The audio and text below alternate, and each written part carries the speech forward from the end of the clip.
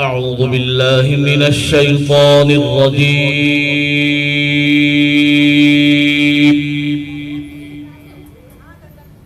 بسم الله الرحمن الرحيم.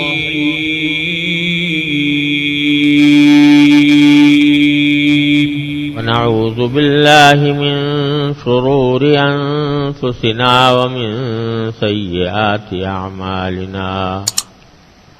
من يهده الله فلا مضل له ومن يضلله فلا هادي له. وأشهد أن لا إله إلا الله وحده لا شريك له.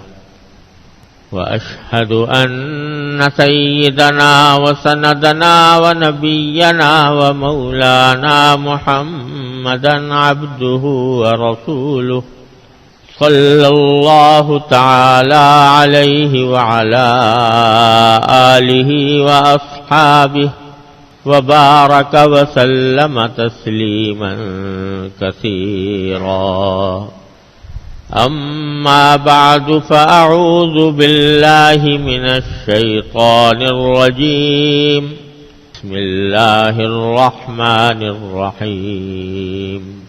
والعصر إن الإنسان لفي خسر إلا الذين آمنوا وعملوا الصالحات وتواصوا بالحق وتواصوا بالصبر. آمنت بالله صدق الله مولانا العظيم وصدق رسوله النبي الكريم ونحن على ذلك من الشاهدين والشاكرين والحمد لله رب العالمين. بزرگان محترم اور برادران عزیز، یہ سورہ عصر ہے جس کا بیان پچھلے کافی دنوں سے چل رہا ہے. ترجمہ یہ ہے کہ والعصر ان الانسان لفی خسر. باری تعالیٰ فرماتے ہیں کہ زمانے کی قسم ہے یا وقت کی قسم ہے کہ تمام انسان خسارے میں ہیں، نقصان میں ہیں، سوائے ان کے جو ایمان لائیں اور نیک عمل کریں اور ایک دوسرے کو حق کی نصیحت کریں اور ایک دوسرے کو صبر کی نصیحت کریں. گویا نقصان سے بچنے کے لیے 4 چیزوں کو ضروری قرار دیا. ایک ایمان، ایک عمل صالح یعنی نیک عمل، دوسرے ایک دوسرے کو حق کی نصیحت کرنا اور چوتھے صبر کی نصیحت کرنا. یہ حق اور صبر کی تفسیر انشاءاللہ اللہ نے زندگی عطا فرمائی تو بعد میں عرض کروں گا. لیکن جو بات چل رہی تھی وہ یہ ہے کہ اس آیت کریمہ میں، اس صورت میں اللہ تبارک و تعالی نے یہ بتایا ہے کہ انسان کی نجات کے لیے اور نقصان سے بچنے کے لیے صرف اپنے آپ کو نیک بنا لینا کافی نہیں، بلکہ دوسروں کو بھی نیک بنانے کی کوشش کرنا یہ بھی انسان کی نجات کے لیے ضروری ہے. تو اس کا بیان میں نے کچھ شروع کیا تھا کہ بعض مواقع سے ایسے ہوتے ہیں کہ جہاں دوسرے کو حق بات پہنچا اور برائی سے روکنا یہ فرض عین ہو جاتا ہے. فرض عین یعنی فرض عین اس فرض کو کہتے ہیں جو ہر شخص کے ذمے فرض ہے، اس کو فرض عین کہتے ہیں. جیسے نماز، ایک کی نماز دوسرے کے لیے کافی نہیں ہو سکتی، ہر ایک کے ذمے الگ نماز فرض ہے، اسی کو فرض عین کہتے ہیں. تو ایسی تبلیغ، ایسی دعوت، ایسا کسی کو اچھائی کا حکم کی تاکید کرنا، برائی سے روکنا فرض عین ہوتا ہے بعض اوقات، جس کی کچھ تفصیل میں نے پچھلے بیانات میں عرض کی ہے، جس کا خلاصہ یہ ہے کہ جہاں کسی شخص کو قدرت اقتدار حاصل ہو وہاں اس کے ذمے یہ فرض عین ہے کہ اپنے زیر اقتدار لوگوں کو حق کی اور نصیحت کرے اور وصیت کرے اور اس کو تبلیغ اور دعوت سے. اسی طرح اگر کسی شخص کو آپ کسی ناجائز گناہ کے کام میں مبتلا دیکھ رہے ہیں تو اور قوی امید ہے کہ اس کو بتا دینے سے وہ بچ جائے گا اس گناہ سے، بات مان لے گا، تو وہاں پر بھی فرض عین ہے اس کو بتا دینا. یہ تو فرض عین کی صورتیں تھیں جو پچھلے چند بیانات میں نے عرض کی ہیں. اللہ تعالی ہم سب کو عمل کی توفیق عطا فرمائے۔ ایک دوسری قسم کی تبلیغ اور دعوت وہ ہے جو فرض کفایہ ہے، اللہ تعالیٰ نے اس کو فرض کفایہ قرار دیا ہے۔ فرض کفایہ کا مطلب یہ ہوتا ہے کہ ساری امت میں سے اگر کچھ لوگ اس فریضے کو ادا کر دیں تو باقی لوگوں کا فرض بھی ادا ہو جاتا ہے، لیکن اگر ایک بھی اس فریضے کو ادا نہ کرے تو ساری امت گنہگار ہوتی۔ اس کی مثال یوں سمجھیے جیسے نماز جنازہ، یہ جو 5 نمازیں ہم پڑھتے ہیں یہ تو فرض ہیں، فرض عین ہیں، ہر آدمی کے ذمہ ضروری ہے۔ یہ نہیں کہ کچھ لوگوں نے پڑھ لیا تو باقی طرف سے ادا ہو گئی، سبھی کو پڑھنا ہوگا، ہر ایک کو پڑھنا ہوگا۔ نماز جنازہ کے بارے میں شریعت نے یہ حکم رکھا ہے کہ یہ فرض کفایہ ہے۔ کیا معنی؟ کہ اگر کچھ لوگ بھی کسی میت کے اوپر نماز جنازہ کچھ لوگ بھی پڑھ لیں گے تو فریضہ سارے لوگوں سے ادا ہو جائے گا، لیکن اگر ایک بھی نہ پڑھے تو ساری امت گنہگار ہوگی۔ فرض کرو کہ ایک محلے میں کسی مسلمان کا انتقال ہوا تو اس محلے کے لوگوں کے ذمے فرض کفایہ ہے کہ وہ اس کی نماز جنازہ پڑھیں۔ فرض کفایہ کا معنی کیا ہے؟ کہ اگر کچھ لوگ 3-4 آدمی بھی فرض کرو پڑھ لیتے ہیں تو فریضہ سارے محلے والوں سے ادا ہو گیا، لیکن اگر ایک بھی نہ پڑھے تو سارے محلے والے گنہگار ہوں گے۔ یہ مطلب ہوتا ہے فرض کفایہ کا۔ جس طرح فرض کفایہ ہوتا ہے اسی طرح سنت علی کفایہ بھی ہوتی ہے، سنت کفایہ۔ جیسے رمضان میں اعتکاف ہوتا ہے، اعتکاف جو ہے وہ بھی اس کا بھی حکم یہی ہے کہ اگر محلے کی مسجد میں ایک آدمی بھی بیٹھ جائے اعتکاف کے اندر تو سارے محلے والوں سے وہ سنت ادا ہو جاتی ہے، لیکن اگر ایک بھی نہ بیٹھے کسی مسجد میں تو سارے محلے والے جو ہے سنت کے ترک سنت کا وبال ان پر ہوگا۔ سمجھ گئے نا؟ اس کو کہتے ہیں فرض کفایہ۔ تو یہ دعوت اور تبلیغ کا ایک حصہ وہ ہے جو فرض کفایہ ہے، یعنی ساری امت کے ذمہ واجب تو ہے لیکن اگر کچھ لوگ بھی وہ کام کر لیں گے تو کم از کم فریضہ ادا ہو جائے گا۔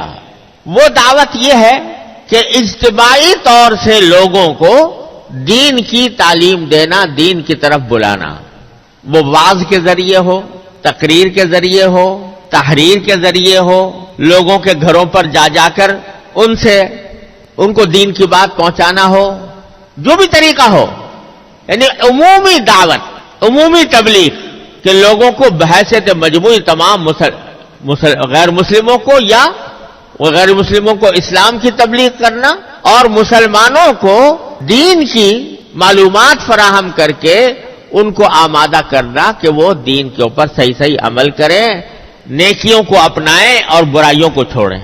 یہ فرض کفایہ ہے۔ فرض کفایہ کا مطلب یہی ہے کہ ہر علاقے میں کچھ لوگ ہونے چاہیے جو اس کام کے اوپر لگے ہوئے ہوں کہ وہ لوگوں کو دین کی طرف بلا رہے ہوں، دین کی تبلیغ کر رہے ہوں، دعوت دے رہے ہوں۔ اور یہ بات قرآن کریم نے بڑے عجیب انداز سے بیان فرمائی ہے کہ فرمایا امت محمدیہ علیہ صاحب الصلاۃ والسلام کو خطاب کرتے ہوئے فرمایا کنتم خیر امت اخرجت للناس تأمرون بالمعروف وتنہون عن المنکر۔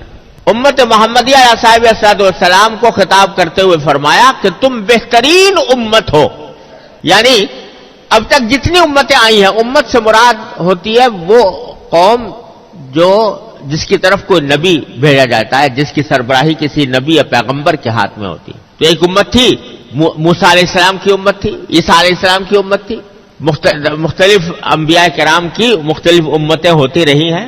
اللہ تعالیٰ قرآن کریم میں فرماتے ہیں تم ان تمام امتوں کے مقابلے میں سب سے بہترین امت ہو، جتنی امتیں آئی ہیں ان میں سب سے بہتر امت تم ہو۔ اور اسی لیے فرمایا حدیث میں نبی کریم صلی اللہ علیہ وسلم کہ نحن الآخرون السابقون، کہ ہم یعنی امت محمدیہ علیہ صاحب الصلاۃ والسلام اگرچہ آئے تو آخر میں ہیں، لیکن جو پہلی امتیں آئی تھیں ان پر سبقت لے گئی ہے یہ امت محمدیہ علیہ صاحب السلام۔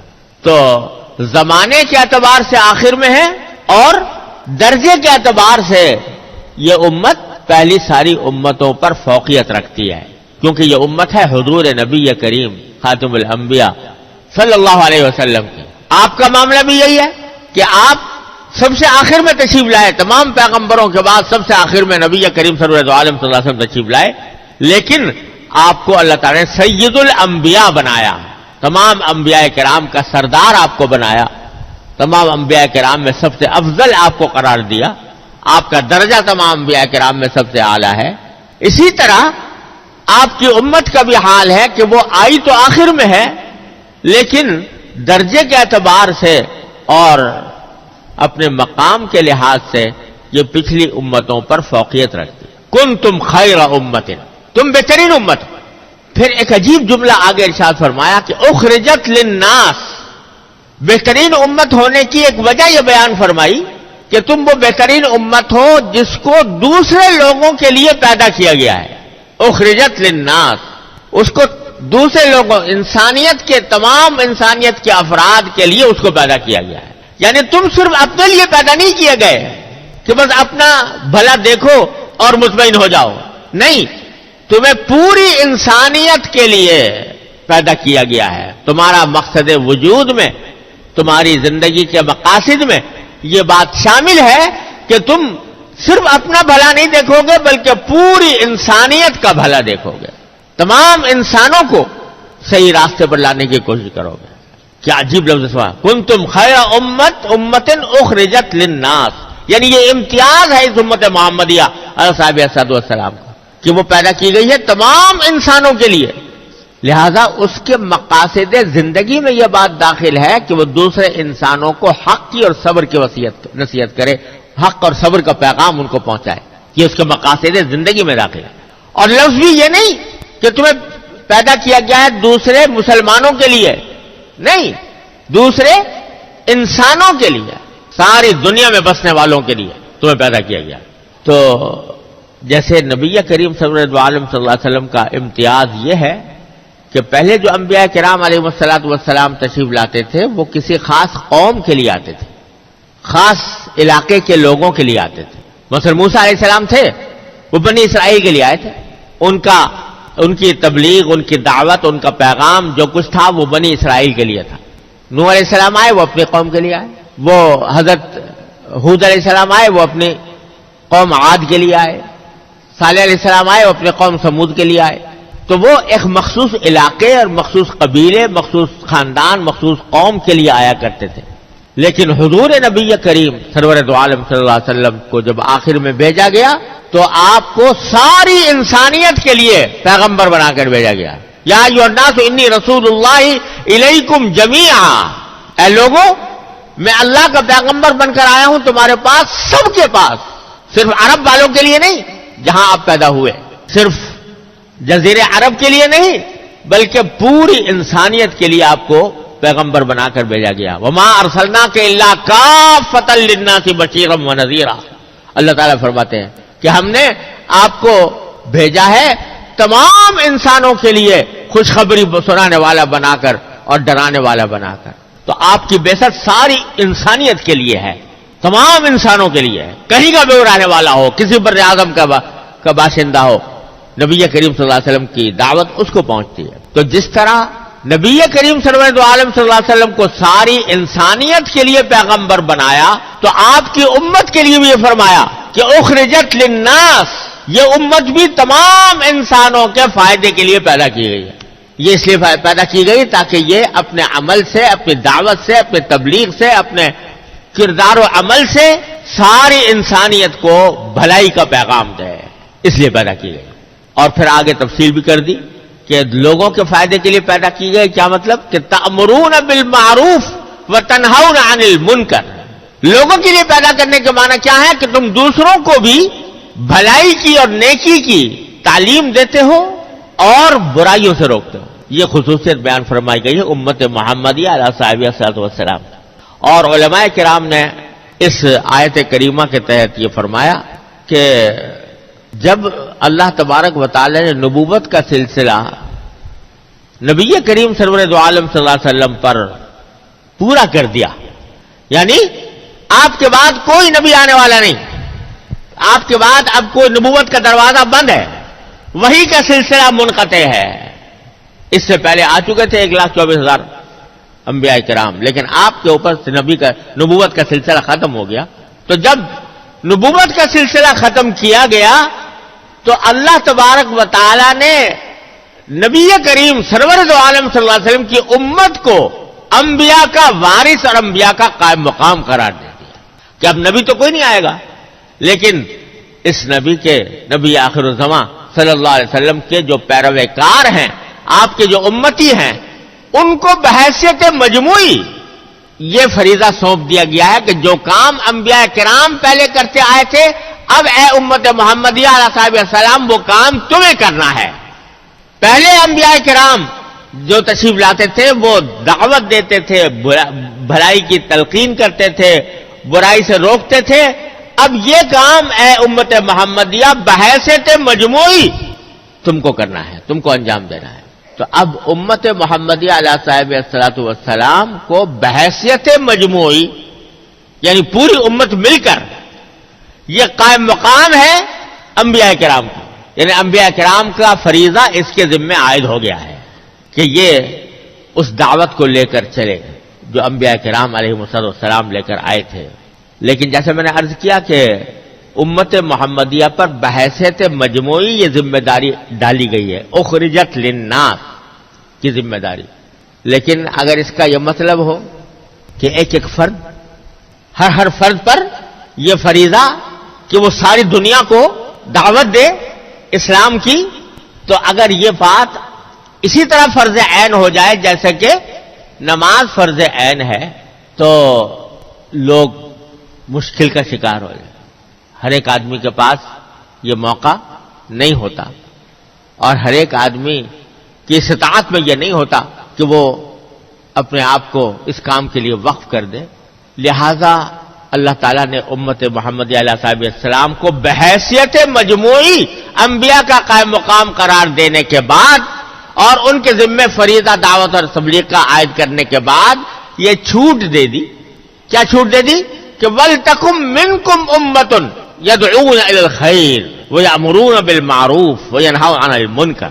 یہ چھوٹ دے دی کہ ہم یہ نہیں کہہ رہے کہ تم میں سے ہر فرد وہی کام کرے، اسی انداز سے کرے جیسے پیغمبر کیا کرتے تھے، لیکن تم میں سے ایک جماعت ضرور ایسی ہونی چاہیے کہ جو لوگوں کو خیر کی دعوت دے. يَدْعُونَ إِلَى الْخَيْرِ وَيَأْمُرُونَ بِالْمَعْرُوفِ وَيَنْهَوْنَ عَنِ الْمُنكَرِ. تو منکم کا لفظ استعمال کر کے اللہ تعالیٰ نے یہ چھوٹ دے دی کہ تم میں سے کچھ لوگ ضرور ہوں.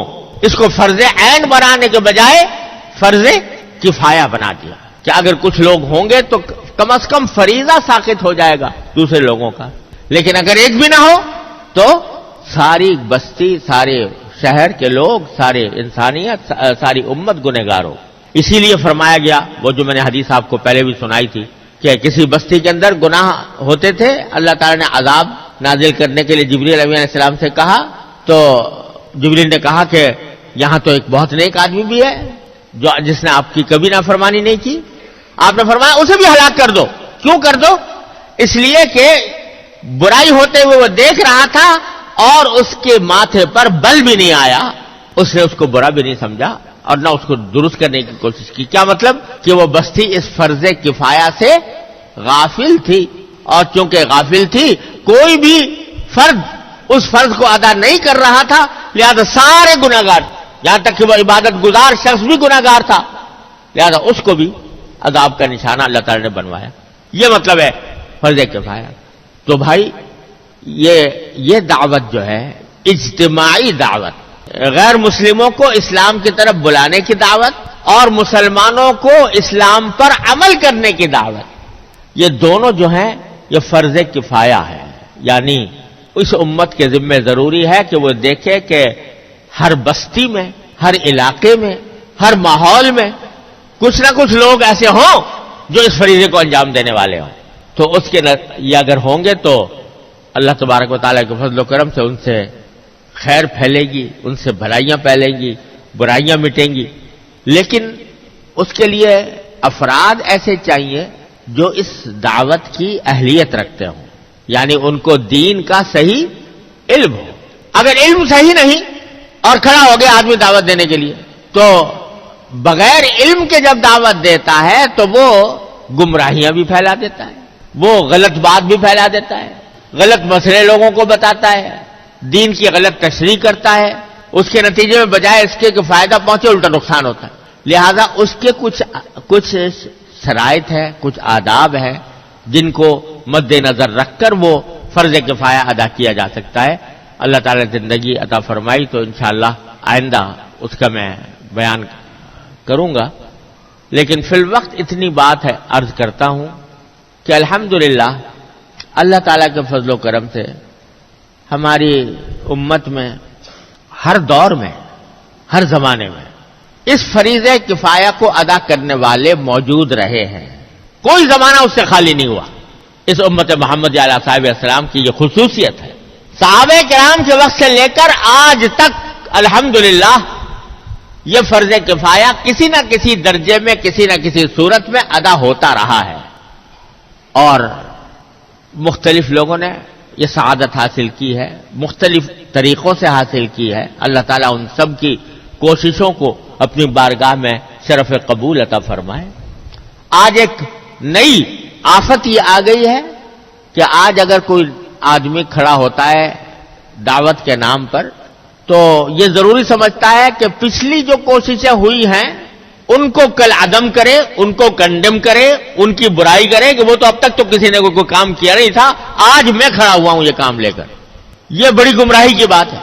ارے اللہ تبارک و تعالیٰ نے اس دین کی حفاظت کا ذمہ خود لیا ہے اور اس کے لیے اس امت محمدی علیہ صاحب السلام کو پیدا کیا ہے۔ لہذا اللہ تعالیٰ حدیث میں آتا ہے ان اللہ یغرس لہذا الدین غرسا، اللہ تعالیٰ اس دین کو قائم رکھنے کے لیے، اس کو پھیلانے کے لیے پودے لگاتے رہتے ہیں، پودے لگاتے رہتے ہیں، ہر دور میں لگائے ہیں اللہ تعالیٰ نے۔ تو کسی کی بھی ناقدری نہیں کی جا سکتی، کسی کو بھی یہ نہیں کہا جا سکتا کہ وہ پچھلے زمانے میں یہ بات نہیں تھی آج نئی پیدا ہو گئی ہے اور پچھلے جو لوگ کر رہے تھے وہ سب غافل تھے اس فریضے سے۔ الحمدللہ ہر دور میں ہوا ہے، اور اللہ تعالیٰ کے فضل و کرم سے آج اس گئے گزرے دور میں بھی الحمدللہ یہ فریضہ کسی نہ کسی شکل میں امت محمدیہ ہر جگہ پر انجام دے رہی ہے۔ اللہ تعالیٰ ان کی کوششوں کو بھی قبول فرمائے، اور ہمارے خاص طور سے ہمارے علاقے میں اللہ تعالیٰ کے فضل و کرم سے اس آخری دور میں حضرت مولانا محمد الیاس صاحب رحمۃ اللہ علیہ کو اللہ تبارک و تعالیٰ نے اس کا خاص جذبہ عطا فرمایا تھا، سینے میں ان کے اللہ تعالیٰ نے ایک آگ بھر دی تھی، اس کے نتیجے میں اللہ تعالیٰ نے تبلیغی جماعت وجود میں اللہ تبارک و تعالیٰ لائے، اور الحمدللہ چار دانگ عالم میں دنیا کے چپے چپے پر اللہ تبارک و تعالیٰ کے دین کا پیغام اس نے پھیلایا ہے، پہنچایا ہے۔ الحمدللہ وہ اس کام میں لگی ہوئی ہے۔ تو میں تو یہ سمجھتا ہوں کہ عام مسلمانوں کے لیے اس وقت اس فریضے میں شامل ہونے کا بہترین راستہ یہ ہے۔ بعض لوگ تنقیدیں بھی کرتے ہیں، فلاں خرابی ہے، فلاں کمزوری ہے، فلاں باتیں ہیں۔ ارے بھائی، معصوم اس آسمان کے نیچے انبیاء کرام کے بعد کوئی نہیں ہے، غلطیاں سب سے ہوتی ہیں اور کوتاہیاں بھی ہوتی ہیں۔ جب کام پھیل جاتا ہے تو اس میں افراد و تفرید بھی ہوتی ہے، یہ سب کچھ ہوتا رہتا ہے، لیکن دیکھنا یہ چاہیے کہ بحیثیت مجموعی فائدہ زیادہ پہنچا ہے یا نقصان زیادہ پہنچا۔ تو الحمدللہ فائدے کا عنصر اس میں غالب ہے، اور اس کی وجہ سے تجربہ یہ ہے کہ الحمدللہ وہاں جانے سے لوگ دین سیکھتے بھی ہیں، خود سیکھتے ہیں، اس پر عمل کا جذبہ پیدا ہوتا ہے، دوسروں تک بات پہنچانے کا سلیقہ بھی آتا ہے۔ تو عام مسلمانوں کے لیے میں سمجھتا ہوں کہ اس کام سے اس وقت تعلق رکھنا اپنے دین کے تحفظ کے لیے اور سورہ عصر کی اس ہدایت پر عمل کرتے ہوئے نہایت مفید اور نہایت ضروری ہے۔ اللہ تبارک و تعالیٰ اپنے فضل و کرم